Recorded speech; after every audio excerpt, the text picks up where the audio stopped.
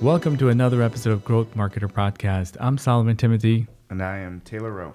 All right, Taylor. So last time we spoke about digital marketing, a big overview of where it is and what's yet to come. And today we're going to dig a little deeper into the topic of SEO. And it's something that's really near and dear to our hearts. And I'm excited, man. I'm excited. So let's get started. Yeah, absolutely. Absolutely. So I guess before we get into SEO, I want to give the listeners kind of an overview of what SEO is, right? So Sure. SEO stands for search engine optimization.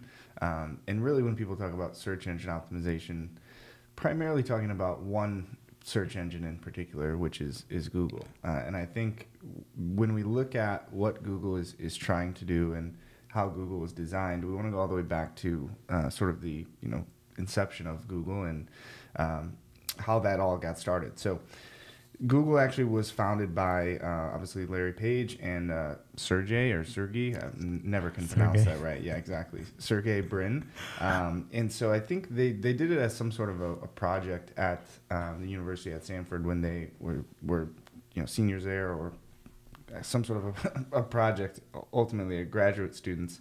And ultimately they wanted to create a sort of a digital library or way to categorize the internet and understand which pages or which websites were more relevant or more authoritative than others, right? If you're trying to do some research and you're trying to find the best source, you want to know which ones you can trust and which ones you can't. And even back then in 1996 or 1995, anybody could essentially put information out there. So it's hard to understand, how that translates to today, where now that's really exploded. But they created a project called Backrub, which ultimately they decided that if one website in particular had a lot of backlinks from other websites, that it must be more important, or it must be more relevant, must be more trusted, because other websites or other articles, pages, books are actually pointing to that as a point of reference. So they created this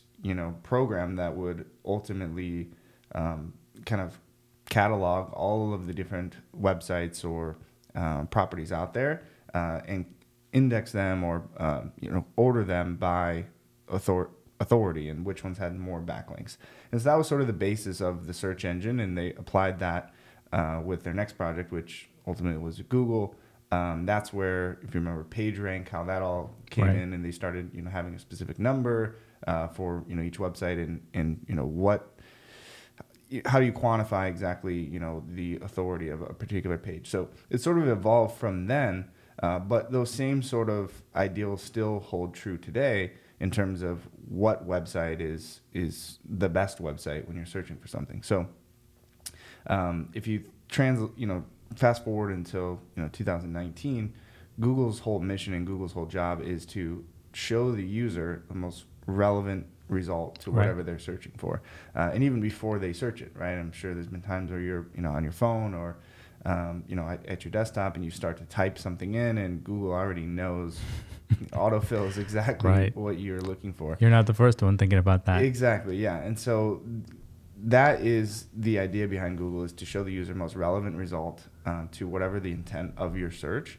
And in order to show up, when we talk about search engine optimization, it's doing everything for your website in order to make your website the most authoritative, most relevant result to whatever that search is. So they've come out and said there's 200 and something different factors that Google is going to look at in determining who shows up where, and none of it is an accident, right? None of it is by choice. And so when we talk about doing search engine optimization, it's building up your website and sort of massaging it, if you will, until it becomes that most relevant result. And we want to look at all those same factors that Google's looking at, and we want to talk a little bit about how do we categorize those different factors on this podcast today. So, Solomon, you want to kind of jump into different stages or different buckets, if you will, of SEO and how we look at that here at OneIMS? Absolutely. So, I mean, the easiest way to do it is to say, there's the on-page factors, right? Things that you see on the page. You can easily right-click view source and see the title tags, the meta descriptions, and so on. The off-page factors that you mentioned, the backlinks, links coming to the website. And there's the user engagement part, right? The behavior of the user, how they behave, and whether or not they just come for 10 seconds and bounce. That's a really important factor for Google. Social signals. Do we have mentions on the web, on Facebook, Twitter, whatever it might be? There's also technical things that are really, really important lately. So, I mean, we can go into a podcast episode on every single one of these things. Obviously, we're not going to do that today. Right. I want to give our audience a high level of what they should be focusing on a day-to-day basis, right? What should they be looking for when they're trying to optimize their website? If you're not getting the traffic that you should be getting from organic, if you see your competitors outranking you for certain keywords and you have a lot of content, you've built up a lot of assets around that keyword and you don't show up, then perhaps we got to dig deeper into every one of these areas. Sure. So being as this is the SEO 101 podcast, right? Absolutely. Let's start at the very beginning. So if you're designing a website and you're trying to optimize that, right? So you mentioned the on-page factors. So what are some of those on-page factors and easy things that people can do to optimize their website for certain search terms? I would say, start with the title tag, right? Just start with what is this page going to be about, and making sure that you don't have 5 other pages that talk about the same, item. It should be one, and if it's a certain keyword, make sure that keyword is present as early on in that title as possible. Make sure it's within certain pixels so that you're not having a very long sentence, right? As your title tag. If you install Yoast plugin, it'd be a very easy place to start in terms of what is that title user going to see and how do you perfect it, and also keeping tabs on every single one of your title tags so that you don't have, the same thing, 5 times over, right? So that would be where to start. Then meta description, the H1 tag, then you can go into the content, making sure the keywords are there, on and on and on and on until you get to a point you're like exhausted everything on the the on-page factors. Exactly. And I think, there's that old saying, right? Content is king when it comes to SEO. And I think that's something that sometimes is overlooked. And again, when we try to teach people, especially just getting started with SEO, it's a brand new website, or you're just trying to understand how to optimize your website, and it sounds a little overwhelming, right? I think the term search engine optimization makes it sometimes sound a little more complicated than it is. But again, Google is getting more and more advanced and getting smarter and smarter. So again, you want to just create an environment or create an experience on your website that is valuable and relevant to your audience. So it comes back to, like you said, who is this page for? How are people supposed to find it? What information should they look for on that website? And go deep as you can into that particular topic. Of course, you need to structure that content in the proper way with the correct title tags, meta descriptions. You're writing it almost as if it's a paper. So the top sort of header, the main header, H1 is basically the main topic of the paper, and then you go into different paragraphs, if you will, and H2 and 3 and 4 and so on, and each of those different header sections, the title tags, should be searchable keywords that relate to that topic or that audience that you're trying to drive to that particular page, and then that meta description along with the title tag is almost like your advertisement on Google, right? Because that's what people are going to see if you do a good enough job to get up to the first page or second page, and people scroll by it. They're going to only see, a couple of things: the title tag, the URL, the meta description, maybe some, schema if you're pulling in reviews or something like that. But there's a finite amount of text or content that's there. So you need to sort of have a good mixture of 50%, for Google and 50% for that user, what will be enticing enough for people to click on. And that's why you see certain keywords and search terms that are commonly at the top, people searching for best or top or, anything along those lines, as their, title tag or as their in their meta description, because for whatever reason, people do search that way and they click on it, right? If they're searching for some sort of a recipe and, you see the first result is 10 best recipes for X, Y, or Z, that's primarily because a lot of people click on that. There's a high click-through rate, and then obviously you mentioned the user behavior, time on site, all those other factors. But again, we want to look at it and don't overcomplicate it. Just create a good user experience, create relevant and valuable content. I think creating value to your audience is going to be a common theme across all marketing channels, especially when it comes to search engines, because again, Google's going to get smarter and smarter and starting to identify which content is better than others. Again, we have to look at those off-page factors, which we'll talk about in a second, but the more value and the deeper that you can go into each subject, the better chance that you're going to have at actually showing up for those search terms. Absolutely. And like I said, you can easily Google a checklist of on-page factors and just literally go down the list. Yeah. And you'll be able to hit every single one. Are there certain tools or technologies that you would recommend? I think you mentioned Yoast. You want to kind of explain how that works? Yeah, or are there certain, even let's even take a step back. If you're building a new website, what CMS or content management system should people use? Are there ones that are more search engine friendly than others? Absolutely. So I think we got to talk about you can build a super fast website that's not WordPress, because Google just needs to be able to read the page. But for the purposes of building a site and building on content on top of it, a lot of people use WordPress, and we highly recommend it because it's easy to build, easy to maintain, easy to scale, easy to manage, and it still fits all the criteria that Google looks at or an SEO might look at. Are there ways to do it better? Probably, right? But it wouldn't be as easy as the whole world has made it to be. Right. Yeah, I think the maintenance piece is probably the best facet or the best attribute of something like WordPress or any CMS, right? Is realistically, you're going to change the website in the future, right? Maybe on a daily basis. So if you're hard coding that or something is completely custom built, like you kind of used to have to do, you may have to basically download your entire website, make a change to the code, and then upload it. And if something breaks, Right. So a CMS, especially one like WordPress, which is open source, there's people creating plugins, updates, all those sorts of things.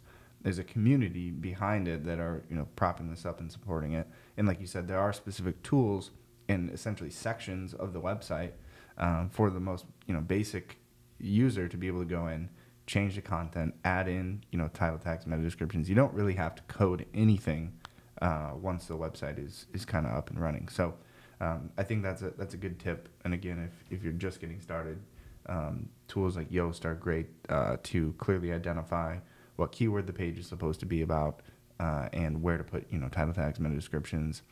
There are certain limitations for character limits on those same items. So I think just kind of following those guidelines would help with a tool like that.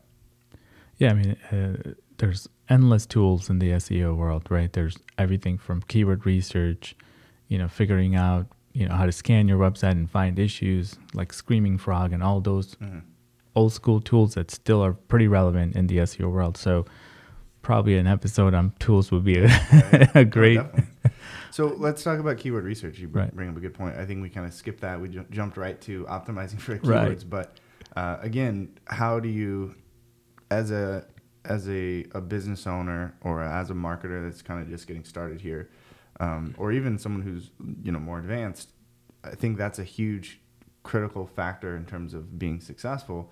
Is what keywords should you show up for? So do you have any tips for doing that keyword research, whether that's from a strategic point of view or from a technical side on different tools and things that you should use? Well, I always recommend using free tools before you want to go and start buying things. And the best place to start, like you said, is just searching for a particular keyword and what would Google, autofill and you look at that and you scroll all the way to the bottom of it, Google will show you related searches. And those would be places that you want to start just because Google gives you sort of that first-hand information without you even knowing that you're trying to do SEO, right? You just literally copy and paste those. Yeah. And then if you click on one of them, Google will give you search results and then some more related searches.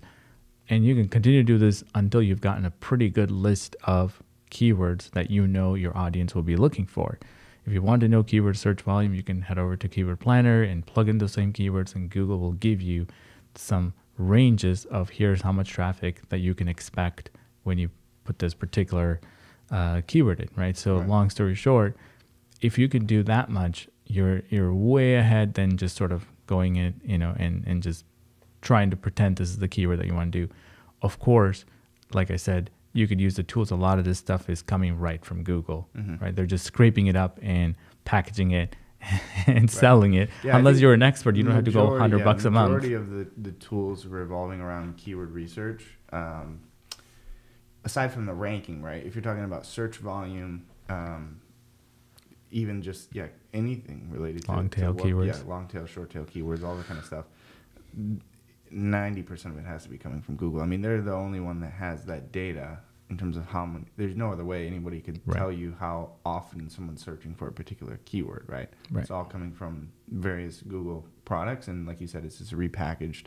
And some tools are better than others at delivering that data. But I think that's a good tip. I mean, you're basically saying go straight to Google, search. Think about what you want to show up for, do a search. And see who shows up and why they show up, what keywords they're using in their title tags, meta descriptions, what those pages are about. And then also, like you said, Google will always have those different drop downs, or people also search for at the very bottom of the search results page. They're going to have a bunch of hypertext linked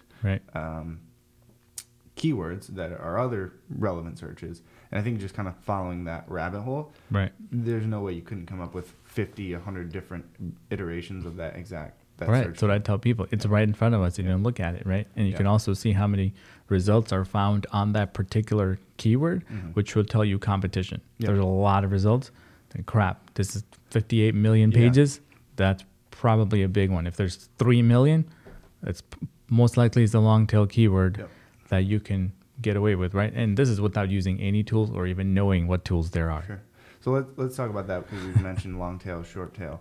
I think even before you get to just going and typing into Google or downloading any free resources and free tools, I would take a step back and look at, what are you selling and who are you selling it to, whether that's a product or a service. You have somebody that you're trying to reach, right? And so if you kind of understand who that person is, what's important to them, and what is their thought process or their decision-making process before they make a purchase or before they choose a new vendor, whether you're B2B, B2C, understand who they are, what's important to them, what does that decision-making process look like, and break that into 3 sections, right? So whether that's a research phase where they're maybe not even aware that the problem exists, they're just kind of doing some research, whether that's, that'd be more on the top of the funnel, whether they're middle of the funnel, sort of consideration phase, or whether they're bottom of the funnel, decision-making phase, right? And then if you do that same keyword research along each step of that process, so you do keyword research around the top of the funnel, every single type of research that may be important to your product or service before they even realize they need it, there's going to be a whole keyword strategy, content strategy around that. Go to the middle of the funnel, try to understand, consideration. They're looking at, alternatives, whether that's an alternative product, solution. Maybe they're trying to do it themselves. If it's, you're a service provider or vendor, they're kind of doing some research around that, weighing the pros and cons. And then all the way down to the bottom of the funnel where they're looking for, they've decided they need your service or they need your product, and they're looking, to hire somebody, or they're looking to make a purchase. And if you do that same process you're talking about, do the searches at the top, the middle, and then the bottom when they're searching for, best IT solutions provider, Chicago. That's very, very bottom of the funnel, buyer intent related search. Like you said, it's going to be more competitive. So ideally you'd get in front of them at the very beginning, because if they do truly go through that process, you're going to be in front of them 3-4 times. By the time they actually search for, best whatever, you're going to be, they already recognize who you are. So I think that's, how I would approach doing keyword research. Again, it just falls back to understanding who your customers are and providing the most value that you can. Your website needs to basically become a dictionary of whatever product or service that you sell. And of course, you need to structure that and optimize that in a way that makes sense from user behavior once they're on the site, and also for Google, so that Google can clearly crawl, understand which pages you've prioritized internally, and that which pages should show up when people are searching. Bing is not going to be very happy with this podcast. No. All 3 of their employees are going to be upset. I mean, we said we're going to talk about off page, but I think it makes sense to mention it and talk a little bit and maybe clear any confusion people have about it. Like I said, is one of those things. So what is when we talk about off page optimization, there's a lot you touched on, social signals and, user behavior, backlinks, directories, all those sorts of things. I think probably the biggest piece that people talk about, SEO people talk about, is just backlinks, or people say authority, or trust flow, citation flow. There's a lot of different tools and metrics, none of which come from Google, by the way. Right. But just at the most, exactly. At the most basic level, what is a backlink? It's basically someone linking from their website to your website, right? To a particular page of your website, right? It could be the home page, it could be an inner page, it's anywhere. And that link could be in the form of text, it could be a picture, anything that can hyperlink, like you said, to our site, right? That would be, could be in the byline of your article. Hey, so-and-so is the CEO of XYZ company, and there's a link to that company. That is what a backlink is. And are there different types of backlinks that people could get? You mentioned, a text versus a picture link. But what about, like we talk about a do follow versus a no follow. So what does that mean in the eyes of Google? Right. So the eyes of a developer, we'll talk about that, because in the eyes of Google, we don't know what it means. The eyes of a developer, you can pass the value of the page that you have, the authority of your website, to that link by having a do follow link, or you can say no follow, like Forbes and all those big magazines. They have a lot of authority and they have a lot of links, and they don't want that to be passed to the page that you're linking to. They put a no follow tag on it. That means that, hey, no value should be passed to this website, right? Just the fact that we're linking to it, and that's it.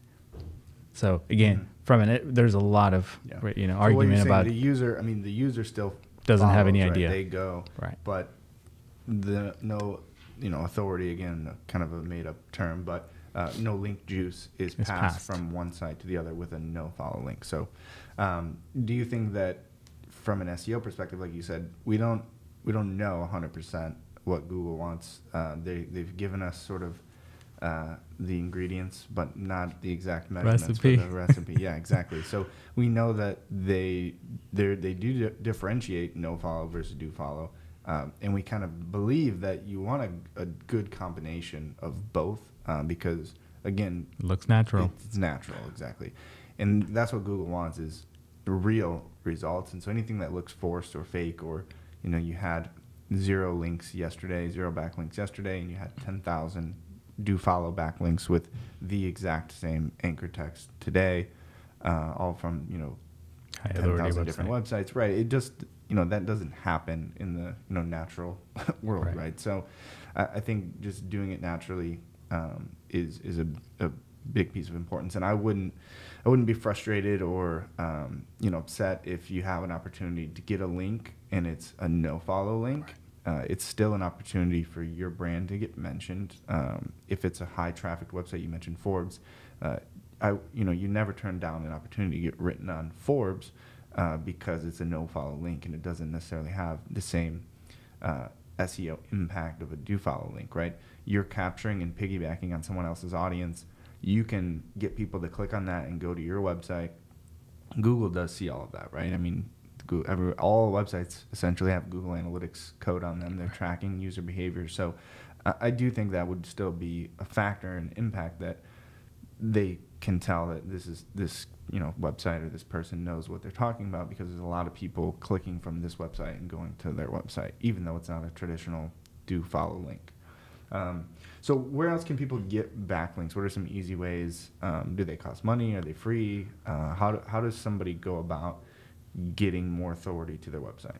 It's simple, right? So if you belong to, your industry associations, that would be a first place to get it. It could be your Chamber of Commerce. It could be just Google My Business and all the local directories that are out there, right? The Yelp and Facebook and Twitter and everywhere else. Anywhere you can have your business name added, your address, your domain name is basically a crawlable page where there's a link, and Google will give you value. And then beyond that, it's to contribute content on other websites. That would be another way to get it. Or you create amazing content on your website and you can promote that, and people will naturally link to it. It's a process. at the end of the day. It's not like you can do XYZ and get links. I mean, there's people that literally specialize in link building, and that's all they do 8 hours a day or 12 or whatever many hours. And there's a million different ways to get links. The fact of the matter is you have to continue to do something about it, right? So whether it's directories, a very simple way of getting links, to creating content or outreaching and then asking people to link to your content, contributing content on other people's website. Right. It's millions of things. Creating an app that people link to, right? That's a linkable asset, and people will link to it, and that's how you do it. But long story short, it's basically doing some of the same things that we're talking about, creating value for other people that's worth for them to link to. Yep. Yeah. And like you said, whether you're being proactive and reaching out to websites and saying, I think this would be valuable to your audience to link to, or I wrote a similar article, or I'd like to contribute to your blog or your website if in exchange for a link or something along those lines. And the reality is every other website out there is trying to do the exact same thing that you are. So they're writing content for their website. They're trying to add images, all those sorts of things. So when they're doing their research along those same lines and the same topics, the more value you can create on your website, the better chance that they're actually going to link back to you. Now, again, like you said, if you don't proactively do anything about that, it's very unlikely that you're going to compete at the top of those search results if you're in a competitive space just by creating valuable content and crossing your fingers that someone's going to find it and link to it. So I would recommend obviously outreaching and being proactive, or working obviously with a company. Could be like that ours, one link that make the difference. And that's Absolutely. why two sites in the same industry, it's hard to rank for the same keyword, because one could have more age, one could have more content on it, one could have more backlinks. There's so many different factors that go into why a page is ranking where it's at. I mean, let's summarize this just a little bit, because I know we kind of this is like drinking from a fire hose. And again, we're coming with years of experience, so this for a 101 course, I want to make sure this is very, very simple.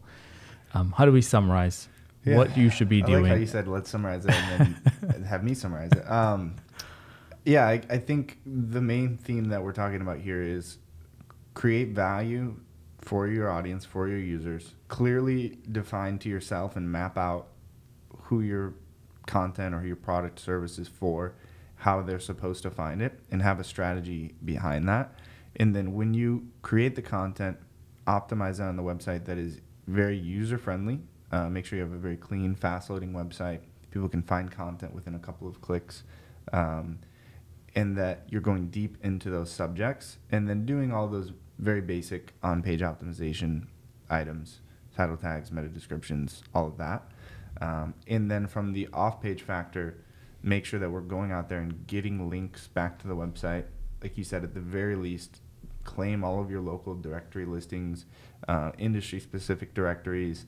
Make sure that you're writing about what you do in those directories and using some keywords in there. Make sure you have consistent company name, address, phone number, hours of operation, upload pictures. All of those signals and factors point to Google and to any user that's on those directories that you are a legitimate company and that you're consistent, right? I mean, even things as simple as, having Inc. after your company name on one directory and having LLC on one and, having nothing on another. Or different addresses, your old address. Different phone numbers. Those are, basically different businesses, or in Google's eyes, or at least inconsistencies where they're not going to have as much confidence to show your website at the top. So I think, again, to summarize would be create a great user experience, and create relevant content, and get as hyper-focused as you can for the keywords that you're trying to show up for, and go very deep into those subjects, because that's the trend that we're seeing within Google. To show more and more and more relevant results, that's where you're going to see, even within Google search results, basically the knowledge box coming up and those sorts of things, rich snippets, where Google is trying to create such a good user experience that people don't even have to leave Google. Right. People are searching in Siri or Alexa. They're not going to the website. They're not saying, oh, you should check out www.whatever. They're searching and crawling and finding the most relevant result and actually speaking it back to you. So that's that's not going to change. It's going to continue to go down that path. So the more in-depth and straight to the point that you can get on each individual subject, answer every single possible question that's out there about your product or service, and structure it in a way that Google can easily find it. That's really what SEO is. Search engine optimization is. It's optimizing for user experience. It's optimizing for load speed, technical items for Google, as well as getting listed on other websites. And I think one thing that, because it's so overwhelming, there's so many pieces of it, people give up, right? That's like, hey man, this is too much. Or they try it, maybe even hire a consultant. It's not moving fast enough. Let's scrap this whole SEO thing and maybe put our money somewhere else. Yeah. And I think that is the biggest problem. Yeah. Right. And I think if you give up, then you're probably not going to have a shot. We didn't even talk about that in SEO 101. Talk a little bit about the timeline. How long is SEO a one-time thing? Can I SEO my website? Is that yeah, really? You can SEO your website is that a thing? and then pretty much expect no visits or traffic, right? I mean, that's what you get. You do a one-time optimization, and how do you even tell Google that this page has been updated, right? You might have to submit your sitemap again or something like that, some stupid thing. Maybe you are missing your robots.txt file, right? So at the end of the day, one time isn't going to work because there's so many things that you need to look for on a regular basis. Technically, I'd love to audit a website every week if I can to see if something has changed. Maybe we removed a page and we didn't redirect it to another page, right? Every week would be a great thing to do. If you don't have it, every month. But at the end of the day, you can't do it one time. You don't create one page of content and then hope that you're going to rank for the most competitive keyword. It's a lot of trial and error. It's consolidating content. It's getting rid of pages that no longer add value to the website or your whole entire thing. And also creating new content, that pages that you don't really have because, you know what I mean, you're not ranking for it because we really didn't think about that content. So I don't think it ever ends. Yeah. That's just... Well, the reality is, it's a moving target because Google's changing every day, every second. I mean, you think about, AI and all those sorts of things as well, and being introduced to algorithms. I mean, the way that different things are weighted and all that kind of stuff is going to change every single day. So should your website, right? And you should always, like you said, do audits, understand who's ranking, who's not, what's going on, and what can I do to consistently improve my website. I think that's really what Google's looking for as well. It's fresh, relevant, and consistent improvement on your website. So anything you can do along those lines. And you mentioned also not getting overwhelmed. I think we always make the comparison with when we're talking to our clients, right? It's almost like a fitness program or workout routine or something. If you want to get in shape, you want to lose weight, you want to run a marathon, right? For one, it's not overnight, and there's not just one factor that comes in, right? Even within one category, let's say exercise or diet or sleep or whatever that may be, there's a lot of different factors that go into your diet and what are you eating today and how does your body react to certain foods and nutrients and all that kind of stuff. So your website is really the same thing. There's no quick fix. There's no silver bullet to say just do this one simple trick and you'll be running a marathon tomorrow. You'll be the best website tomorrow. I think you got to look at it objectively. You have to be honest with yourself. You have to look at the level of competition and understand what your competitors are doing that are beating you, and also what your customers are looking for in terms of user experience. And you may have to make changes to your product or service to make it better and make it more relevant. I think we're sometimes missing the overall marketing aspect of this whole thing is just marketing your product or service, right? There's a lot of technical aspects that go into SEO, but I think you really need to understand what your customers are looking for before you even start trying to optimize your website. Absolutely. And that's a good place to stop today. Thank you all for listening, and we'll see you next time.